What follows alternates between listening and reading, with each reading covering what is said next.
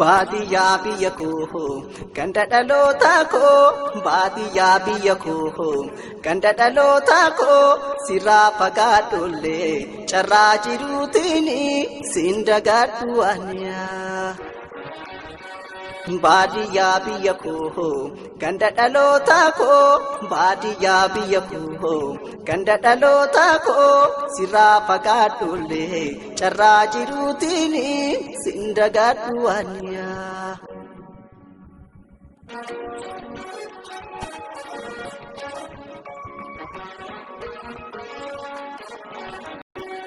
Gandiya kakile ababile kiya nadura mulata en warrakiya gojon kenya gudan guban farachunsa yadana mulata dalaban kokesa tulaga labatif gotaran midani fagona mulatu tarred abbatani Oirun karamadi asheni masnota ilillin darare nadura mulata badesa kurkuran nadura mulata.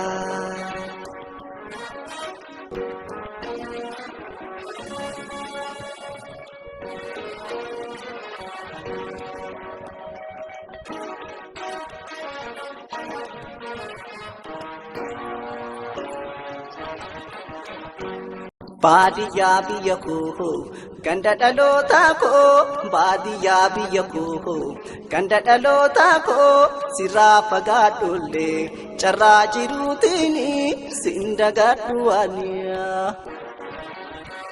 Baadiyyaa biyya koo ganda dhalootaa koo baadiyyaa biyya koo ganda dhalootaa koo sirraa fagaadhollee carraa jiruutiin siin dagaadhu aniyaa.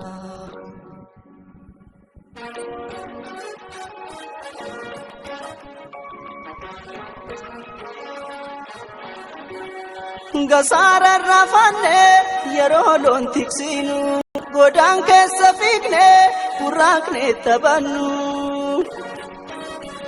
garaa fi lageenni keentullu gubbaa awwaan irraanfanne shenaa guddaan qaba.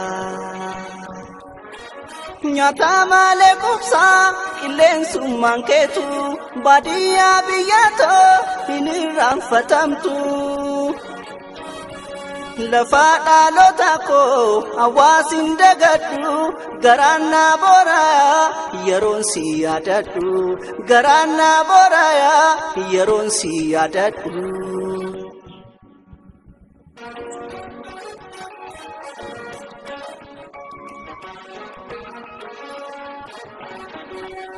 Jiraataan magaalaa hunduu ilmi namaa bu'uurri jalqabaa hundeen baadiyyummaa. Baadiyyaa biyyatoo haadhaa nama hundaa hin irraanfatamtu shenaa keetu guddaa. Biyyee handhuraa koo biyyatoo baadiyyaa jireenyi ilma namaa sumarratti hundaayaa.